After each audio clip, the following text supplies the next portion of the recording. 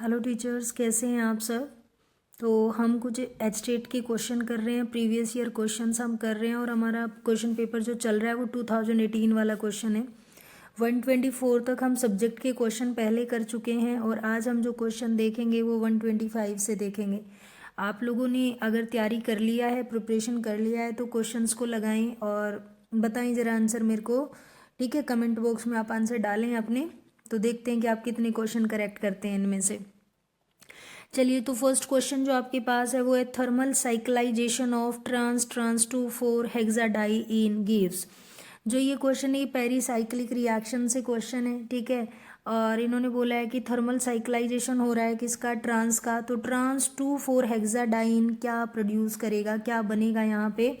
तो एक्चुअली जो इसका प्रोडक्ट होता है वो होता है ट्रांस 3,4 डाईमिथाइल साइक्लोब्यूटीन। ठीक है, इस क्वेश्चन का एक्सप्लेनेशन थोड़ा आप देना कमेंट बॉक्स में कि क्या रहेगा। इसका आंसर यही होगा, ओनली ट्रांस 3,4 डाईमिथाइल साइक्लोब्यूटीन। आगे देखिए, जो नेक्स्ट क्वेश्चन है क्वेश्चन नंबर 126। यहाँ पे क्या हुआ है कि हाईएस्ट इंटरमोलिकुलर फोर्सेज आपसे पूछा गया है। ये पॉलीमर है और इन पॉलीमर में आपको बताना है कि किस में इंटरमोलिकुलर फोर्स ज़्यादा होगा। तो देखो, जो इंटरमोलिकुलर फोर्स हाइड्रोजन बॉन्डिंग जिसमें होगी ना, तो उसी को सबसे ज़्यादा स्टेबल माना जाता है। तो आपका जो नाइलॉन 6 है इसके अंदर हाइड्रोजन बॉन्डिंग बनेगी। नाइलॉन 6 जो होता है वो कैप्रोलेक्टम से बनता है, ठीक है। जानते होंगे आप सब कि कैप्रोलेक्टम से ये बनता है। देखो, ये कैप्रोलेक्टम है, CONH2 ये ग्रुप लगा होता है और 5 कार्बन एटम्स, ये देखिए 1 2 3 4 5 ये कार्बन एटम्स यहाँ पे ऐसे लिंक्ड होते हैं, नाइलॉन 6, ठीक है। और यहाँ से क्या होता है, बॉन्ड ब्रेक होता है, तो तब आपके पास ये पॉलीमर बनता है। तो यहाँ पे जो बॉन्डिंग एग्जिस्ट करेगी डेफिनेटली वो कौन सी है, हाइड्रोजन बॉन्डिंग। और हाइड्रोजन बॉन्डिंग की वजह से जो स्टेबल हाईएस्ट इंटरमोलिकुलर फोर्स जिसमें आप मानेंगे वो आपका ऑप्शन नंबर 2 है, मीन्स नाइलॉन 6।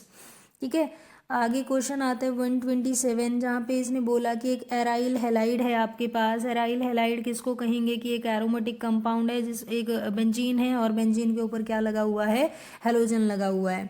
जब इसको स्ट्रॉन्ग बेस के साथ ट्रीट कराया जाता है लिक्विड अमोनिया में, अमाइड से, सोडामाइड से आपने इसको ट्रीट कर दिया, ये अमाइड है और लिक्विड अमोनिया की प्रेजेंस में, तो उन्होंने कहा है कि ये एनिलीन बना देता है। तो इंटरमीडिएट क्या होगा इस रिएक्शन में, इंटरमीडिएट क्या होगा, ये चीज़ आपसे पूछी गई है।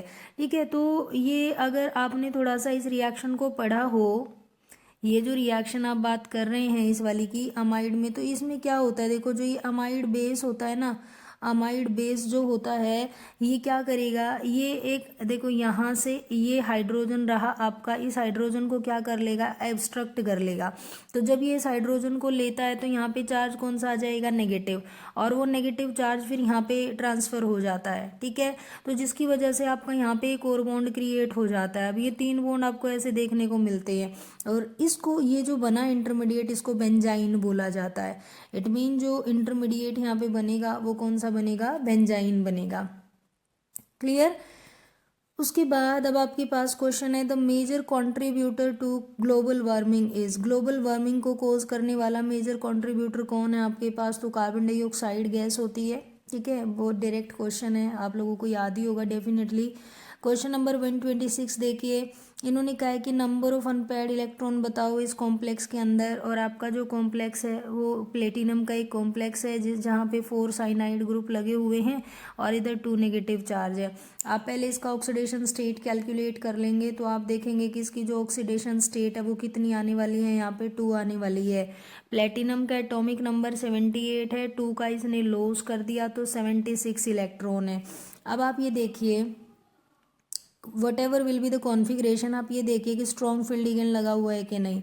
और साइनाइड अगर स्ट्रॉन्ग फील्ड लिगेंड है तो इवन नंबर ऑफ इलेक्ट्रॉन को क्या कर देगा, पेयर कर देगा। जब सारे इलेक्ट्रॉन पेयर हो जाएंगे तो अनपेयर्ड तो कुछ बचा ही नहीं है, तो यहाँ पे नंबर ऑफ अनपेयर्ड इलेक्ट्रॉन क्या आएगा, 0 आएगा। ठीक है, समझ आई बात आपको, 0 अनपेयर्ड इलेक्ट्रॉन यहाँ पे आ जाता है। तो ईजी क्वेश्चन है, आप लिगेंड की फील्ड स्ट्रेंथ से भी बहुत कुछ आइडिया लगा सकते हैं। ओके, तो देखिए अभी नेक्स्ट क्वेश्चन पे मूव करते हैं। नेक्स्ट क्वेश्चन हमारे पास कौन सा है, 130th क्वेश्चन पढ़िए। Deficiency of which vitamin causes increase fragility of RBCs and muscular weakness. कौन सी विटामिन की डेफिशिएंसी से आपकी जो आरबीसीज हैं वो फ्रेजाइल बन जाती हैं। फ्रेजाइल का मतलब है टूटने लग जाती हैं, ब्रेक होने लग जाती हैं। तो ये कौन सी होती है आपके पास, ये विटामिन ई है। ठीक है, विटामिन ई की वजह से आरबीसीज में क्या बढ़ती है, फ्रेजिलिटी बढ़ती है। उसके बाद आता है example of globular protein. Globular protein कौन सी है इनके अंदर, तो देखो जो ये मायोसिन है, केराटीन है, या फिर जो प्रोटीन हेयर में, वूल में और सिल्क में प्रेजेंट होती हैं, सारी फाइब्रस हैं। आपके पास यहाँ पे ग्लोब्यूलर प्रोटीन है वो कौन सी है, वो है इंसुलिन। ग्लोब्यूलर प्रोटीन कौन सी होती हैं, जो जहाँ पे पॉलीपेप्टाइड चेन एक स्पैरिकल शेप ले लेता है, ठीक है, एक 3 डायमेंशनल वे में ऐसे वो रोटेट हो जाता है कि एक स्पैरिकल शेप आपको मिलता है, तो उनको आप ग्लोब्यूलर कहते हो। और ये वाटर सोल्यूबल होती हैं। ठीक है, तो इसका आंसर आप क्या क्या रहेगा, ऑप्शन नंबर 1 यहाँ पे आंसर आएगा। उसके बाद आता है विच of the following is a disproportionation reaction. Disproportionation reaction कौन सी है, तो वेरी इजी क्वेश्चन, ये आपकी कैनिज़ारो रिएक्शन है। ठीक है, 12th ऑर्गेनिक केमिस्ट्री में आपको ये पढ़ाई जाती है कैनिज़ारो रिएक्शन। और इसमें होता क्या है, देखो ये ऐसे एल्डिहाइड की रिएक्शन होती है जिन एल्डिहाइड्स के अंदर अल्फा कार्बन पे हाइड्रोजन नहीं होता। तो जैसे आपका ये ये आपका फॉर्मल्डिहाइड है, जब आप इसको कॉन्सनट्रेटेड बेस के साथ ट्रीट करते हो, कॉन्सेंट्रेटेड बेस के साथ, तो 1 unit of the aldehyde will converted into alcohol and another unit of aldehyde converted into carboxylic acid. मतलब एक मोलिक्यूल तो यहाँ पे क्या बन जाएगा, अल्कोहल का बनेगा, और एक आपके पास सोल्ट बनेगा कार्बोक्सिलिक एसिड का, salt of carboxylic acid. Salt क्यों बन के आया, क्योंकि आपका जो बेस है वो कॉन्सेंट्रेटेड है, आपने हाइड्रोलिसिस तो कहीं किया ही नहीं है, तो इसीलिए जो आपका एसिड बनेगा वो किसकी फॉर्म में बनेगा, सोल्ट की फॉर्म में बनेगा। तो यहाँ पे एक यूनिट का रिडक्शन हुआ है और एक का ऑक्सीडेशन हुआ है, तो that's why this reaction is known as disproportionation reaction. क्या आंसर आएगा आपका, ऑप्शन नंबर बी आएगा, कैनिज़ारो रिएक्शन को डिसप्रपोर्शनेशन कहते हैं। आगे देखिए, addition of Br2 to which of the following gives meso dibromide product. तो देखो ये जो एडिशन ऑफ Br2 है ना, इसको हम किससे याद कर लेते हैं, इसको ATM से याद कर लेते हैं कि जब addition, A for addition, T for trans और M फॉर मीजो, जब ट्रांस पे एडिशन होता है तो क्या प्रोडक्ट बनता है, मीजो प्रोडक्ट बनता है। तो इसका आंसर हमारा क्या रहने वाला है, ट्रांस टू ब्यूटीन रहने वाला है। ठीक है, आगे देखिए, sodium salt of benzoic acid on heating with soda lime. तो सोडियम सोल्ट बनाई पहले बेंजोइक एसिड का, ये आपका सोडियम सोल्ट बन गया बेंजोइक एसिड का। जब आप इसको सोडा लाइम से ट्रीट करते हैं, NaOHCaO से ट्रीट करते हैं, तो what will you get here, actually आपको यहाँ पे मिल जाती है बेंजीन, और जो ये COO Na ये सब जो आपको दिख रहा है, ये किसकी फॉर्म में यहाँ से रिलीज हो जाता है, Na2CO3 की फॉर्म में यहाँ से रिलीज हो जाता है। ठीक है, और ये जो हाइड्रोजन आपको दिख रहा है, ये बेंजीन पे जाके कार्बन की वैलेंसी को कंप्लीट करता है, और आपके पास जो प्रोडक्ट बनता है वो बेंजीन बनता है। ये डीकार्बोक्सिलेशन रिएक्शन है। सिंपल वे में आप ये भी कह सकते हैं कि ये CO2 को इवोल्व कर देता है और आपको एल्केन मिलता है इसका प्रोडक्ट। तो यहाँ जो प्रोडक्ट बनेगा वो बेंजीन है। ओके, आगे देखिए, name the alkene which on hydrolysis gives acetone, not hydrolysis, ozonolysis. Ozonolysis पे जो क्या देने वाली है आपको, एसीटोन देने वाली है। एसीटोन किसको कहते हैं भाई, एसीटोन कहते हैं इस कंपाउंड को। ठीक है, ये एसीटोन है। तो इनमें से ऐसी कौन सी एल्कीन आपको दिख रही है जो एसीटोन देगी, आप देख लो। 2 मिथाइल किस पे लगे हुए हैं, कौन से पे लगे हुए हैं, देखो ब्यूट 1 इन नहीं दे सकती, ब्यूट 2 इन नहीं दे सकती, बना के देख लो आप इसको, लेकिन 2,3 डाई मिथाइल ब्यूट 2 इन इसको देगी, है ना, एसीटोन बन जाएगा। यहाँ पे बना के देखो, ब्यूट इस वाले थर्ड वाले ऑप्शन को बना के देखो, क्योंकि ब्रांच इसी में दिख रही हैं, तो आप पहले इसी को बना लो। इन्होंने कहा ब्यूट बोला है तो 4 कार्बन लगा लो आप। ठीक है, ये 4 कार्बन आपने ले लिए, सेकंड पोजीशन पे आपने डबल बॉन्ड लगा दिया, 2 और थर्ड पे आपने क्या लगाया है, मिथाइल लगाया है। हाँ, बस आपको क्लियर दिख ही गया होगा। यहाँ से जब मैं ओजोनोलिसिस करूँगी, एक ऑक्सीजन इधर आ जाएगा, एक इधर आ जाएगा। देखो ये कंप्लीट करो हाइड्रोजन लगा के, तो बस दिख रहा है कि यही क्या बनेगा हमारा, एसीटोन। थोड़ा सा हिंट भी लगाया करो, देखो एसीटोन के अंदर आपको दिख रहे थे कि इस कार्बन के ऊपर 2 मिथाइल ग्रुप होने चाहिए, है ना, तो तभी तो बनेगा। तो वो आपको सीधा दिख रहा है कि इसी में पॉसिबल है, तो थर्ड वाला ऑप्शन आपका आ जाएगा। Clear guys. उसके बाद अब हमारे पास आता है क्वेश्चन नंबर 136। क्या दिया हुआ है इसमें, देखिए ज़रा। इन्होंने बोला है the reaction to obtain benzaldehyde from toluene by chromyl chloride.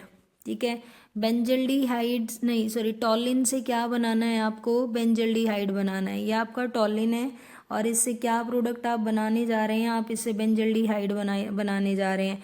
कौन सा रिएजेंट डाल के, क्रोमाइल क्लोराइड डाल के, CrO2Cl2, CrO2Cl2 ये क्रोमाइल क्लोराइड होता है।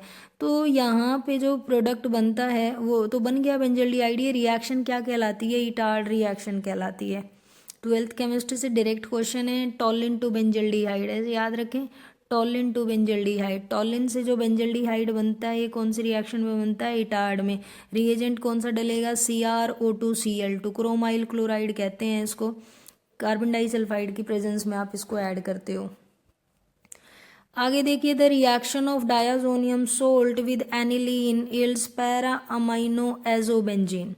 It is an example of, देखो ये कपलिंग रिएक्शन है ये, ठीक है। और जैसे ये आपका डायाजोनियम सोल्ट है, N2 पॉजिटिव Cl नेगेटिव। अब इसकी रिएक्शन आप किससे करवा रहे हो, आप इसकी रिएक्शन करवा रहे हो एनिलीन से। ये एनिलीन बनाया, एनिलीन के पैरा पोजीशन पे जो हाइड्रोजन है तो यहाँ से ये HCl जाएगा, और जो ये N2 है ये आपका, ये जो N2 है ये आपका इस रिंग पे जुड़ेगा। तो देखो यहाँ तो पॉजिटिव चार्ज दिख रहा है ना, तो इट मीन ये इलेक्ट्रोफाइल है। तो कौन सी रिएक्शन रहेगी, ये इलेक्ट्रोफिलिक एडिशन रहेगी। कौन सी रिएक्शन रहेगी, इलेक्ट्रोफिलिक एडिशन। एडिशन रहेगी कि सब्सटीट्यूशन रहेगी, चलो ये मेरे को आप बताना, ये रिएक्शन इलेक्ट्रोफिलिक एडिशन रहेगी कि सब्सटीट्यूशन रहेगी। चलिए क्वेश्चन नंबर 138। 138 में क्या दिया गया है, the main product of the reduction of nitrobenzene in neutral solution with zinc dust and ammonium chloride is. देखो ये ना, ये नाइट्रो वाले जो कंपाउंड है यहाँ से ये क्वेश्चन पूछा जाता है। इसकी जो रिडक्शन वाली प्रोसेस है ना नाइट्रोबेंजीन की, ये क्वेश्चन आपसे पूछा जाता है। तो अभी फिलहाल इन्होंने क्या कहा है कि नाइट्रोबेंजीन का आपको रिडक्शन करना है और न्यूट्रल मीडियम में करना है, जिंक अमोनियम क्लोराइड डाल के। तो ये डायरेक्ट क्वेश्चन है, ये रटना ही पड़ता है। यहाँ पे क्या बनेगा, एन फिनाइल हाइड्रोक्सिल अमाइन। ये जो फिनाइल हाइड्रोक्सिल अमाइन आपको दिया हुआ ना, ये प्रोडक्ट यहाँ पे बनता है, ठीक है। ऐसे बन जाता है NHOH रिंग के ऊपर। तो फिनाइल हाइड्रोक्सिल अमाइन यहाँ पे बनता है, ठीक है। फिनाइल हाइड्रोक्सिल अमाइन यहाँ पे बन जाता है रिडक्शन के बाद, ठीक है। अलग अलग मीडियम में रिएक्शन होती है, लाइक एल्कलाइन मीडियम में कुछ और प्रोडक्ट बन रहा होता है। जैसे अगर जिंक और NaOH की प्रेजेंस में आपको आता रिडक्शन, ये जिंक और अमोनियम क्लोराइड है, अगर जिंक और NaOH के साथ आता तो हाइड्रा एजोबेंजीन बनता, ठीक है। अगर टिन और NaOH की प्रेजेंस में कराते तो एजोबेंजीन बनता। तो इस तरीके से इसके कई सारे प्रोडक्ट होते हैं, ये आपको प्रदीप्स बुक में मिलेगा 12th केमिस्ट्री में, आप वहाँ से कर सकते हैं। उसके बाद क्वेश्चन नंबर 139 देखिए। 139 पे क्या दिया हुआ है, बेंजीन डायाजोनियम फ्लोरोबोरेट है, ठीक है। कौन सा क्या बनेगा, ये बेंजीन लिया आपने, यहाँ पे N2 पॉजिटिव लगाया और BF4 नेगेटिव, ये है फ्लोरोबोरेट। अभी इसको हीट किया जा रहा है सोडियम नाइट्राइट के साथ, मतलब NaNO2 डाला और कॉपर की प्रेजेंस में डाला, तो क्या प्रोडक्ट बनेगा। तो देखो अगर सिंपल हीट करते तो फ्लोरोबेंजीन बनता, लेकिन सोडियम नाइट्राइट के साथ हीट कर रहे हो तो नाइट्रोबेंजीन मिलेगा, ठीक है। यहाँ पे जो प्रोडक्ट आपका रहेगा वो क्या रहेगा, नाइट्रोबेंजीन रहेगा, ऑप्शन नंबर 3। आगे देखिए लास्ट क्वेश्चन आपको क्या दिया हुआ है, potassium salt of phthalimide ion heating with sodium halide gives an alkyl phthalimide. It is an example of which of the following reaction. ये कौन सी रिएक्शन का एग्जाम्पल है। तो जो ये थैलीमाइड होता है ना, ये देखो C double bond O C double bond O, जो सेकेंड रिएक्शन की सेकेंड स्टेप में ना N के ऊपर नेगेटिव और ये K पॉजिटिव, ये वाली चीज़ बनी हुई होती है। और फिर ये क्या करता है, एल्काइल हैलाइड के ऊपर अटैक होता है। देखो यहाँ से ये नाइट्रोजन का नेगेटिव चार्ज इस एल्काइल ग्रुप पे अटैक करता है, तो ये बैक साइड अटैक है, SN2 मैकेनिज्म से बैक साइड अटैक। और SN2 मैकेनिज्म क्या कहलाता है, न्यूक्लियोफिलिक सब्सटीट्यूशन। तो ये जो रिएक्शन है ये किसका एग्जाम्पल है, ये न्यूक्लियोफिलिक सब्सटीट्यूशन रिएक्शन का एग्जाम्पल है, ठीक है। तो ये हमारे पास कुछ क्वेश्चंस थे HTET के। अगर कहीं पे कोई क्वेश्चन आपको ऐसा लगा है कि भाई कुछ आंसर हो सकता है उसका अलग, तो आप कमेंट बॉक्स में बताना मुझे, ठीक है, होप दैट कि आपको चीज़ें